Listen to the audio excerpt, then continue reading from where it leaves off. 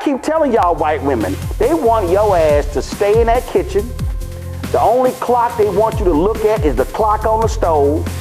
They want you to lay down, shut up, don't even moan, and birth their babies.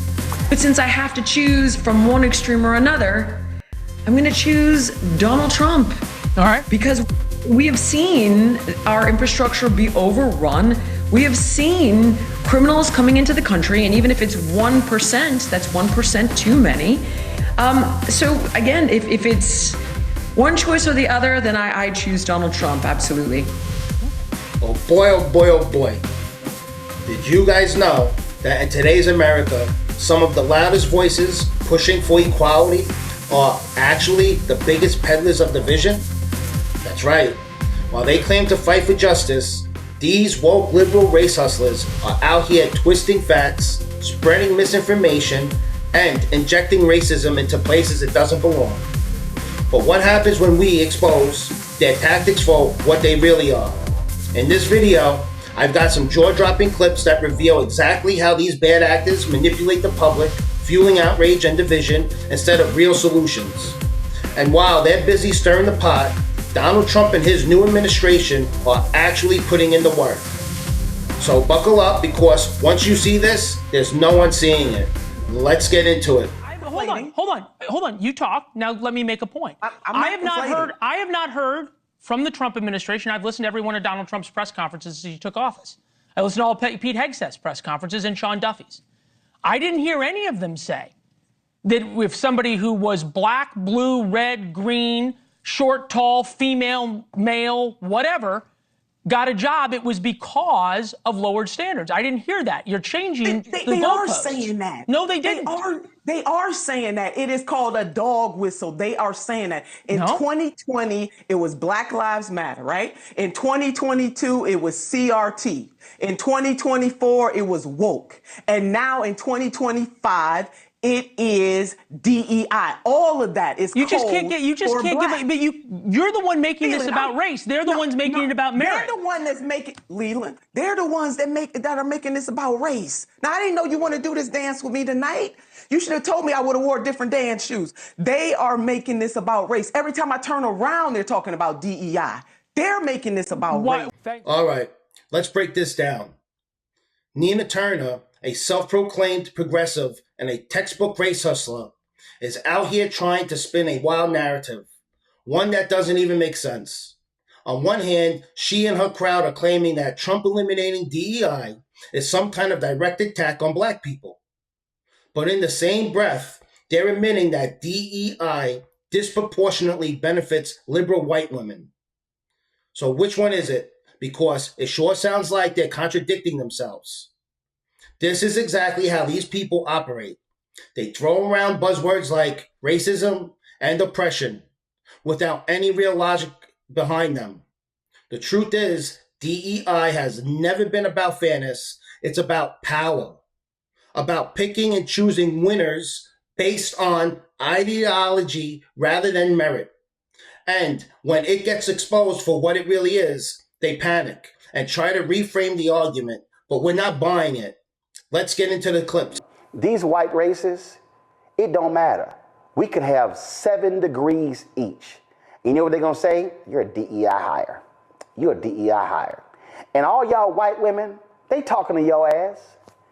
When the fires broke out, that white woman who was a fire chief in Los Angeles, they call her a DEI hire. You know why? Because she a lesbian. These white racists, they want heterosexual white men running everything. And guess what, all you dumbass white women, 52% that voted for Donald Trump, they can't stand your ass. I keep telling y'all white women, they want your ass to stay in that kitchen. The only clock they want you to look at is the clock on the stove. They want you to lay down, shut up, don't even moan, and birth their babies, and stay at home and take care of them. And y'all silly asses vote along with these white men. They don't want your ass in the workplace. They are mad as hell that y'all now can get jobs. These white men, they want America from the 1930s and 40s and 50s, when white women knew their place, when black people knew their place, When Asian people knew their place. That somehow DEI is responsible for what happened during that crash is outrageous. It is code for being anti-Black, for being a bigot. And once you are anti-Black, you really don't care about any other marginalized group. So we have got to push not just against Target, but other corporations that have, again, reaped the bounty of pretending like they care about DEI, but they really do not. Yeah. All right. Now you know who she is. And without any further delay. Turner, former Ohio State Senator, senior fellow at the New School Institute on Race, Power, and Political Economy. Jillian Michaels was on before the break. I don't know if you heard her, but she said a couple of things can be true at once. One, we don't know if DEI played any role in the hiring and of any of the people involved in the crash or training. Two, we're all old enough to remember when people waited a while after the bodies had already been recovered before they started politicizing three. And number three, and I think this may be the most important part, that the Obama and Biden policies as it related to the FAA and hiring are absolutely insane. Tell me why she's wrong.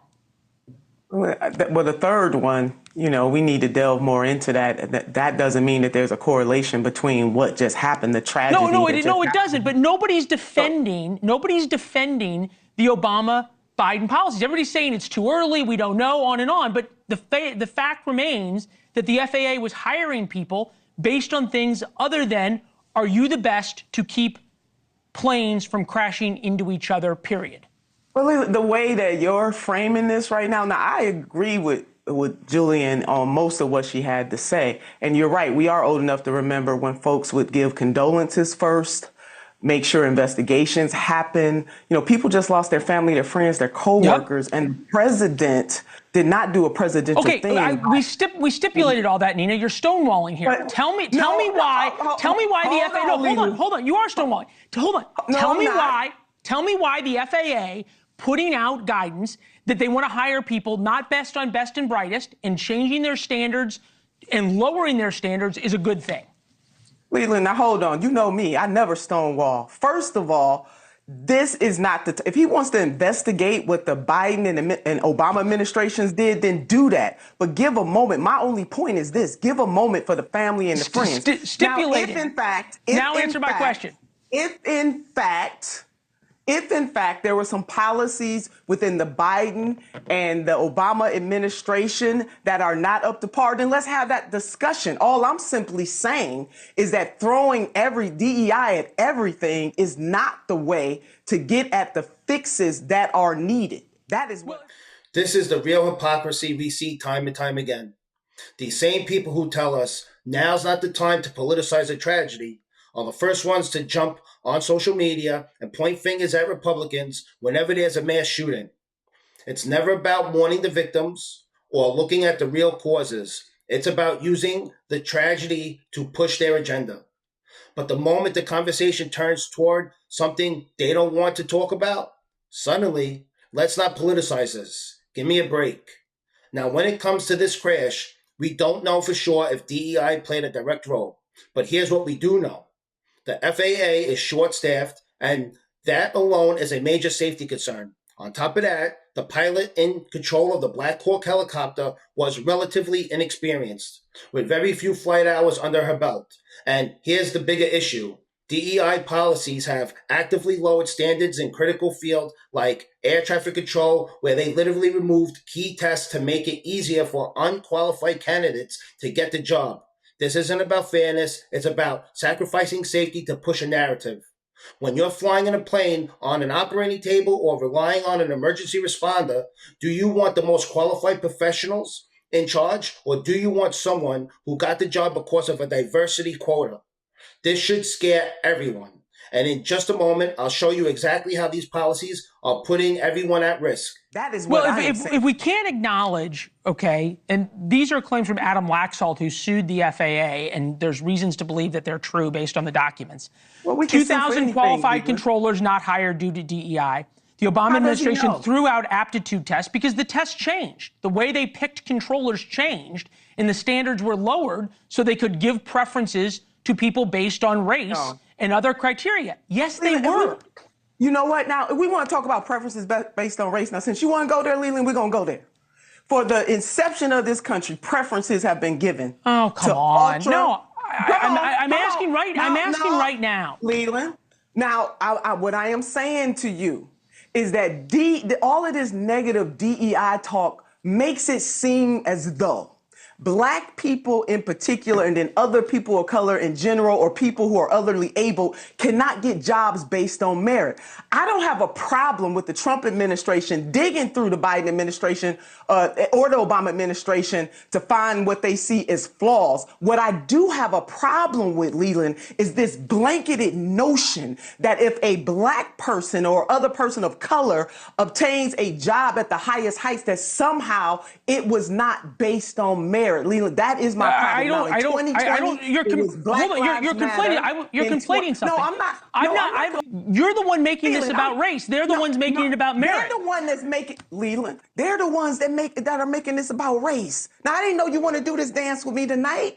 You should have told me I would have wore different dance shoes. They are making this about race. Every time I turn around, they're talking about DEI. They're making this about race. Thanks for I really can't stand these people. These race hustlers can't keep their stories straight. One day, DEI is essential for Black people, and the next, we're told it mostly benefits liberal white women. So which is it?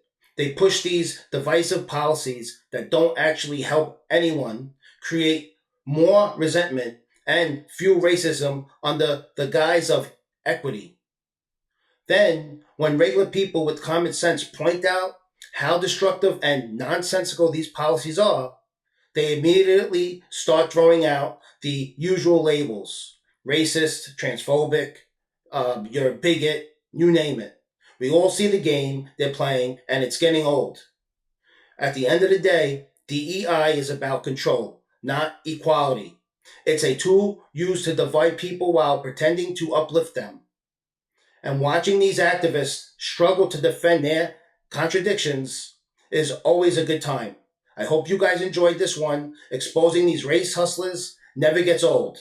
If you did, make sure to subscribe to the channel, hit that like button to help us hit 200 subs, and drop a comment with your thoughts. I love you all, and I'll see you in the next one.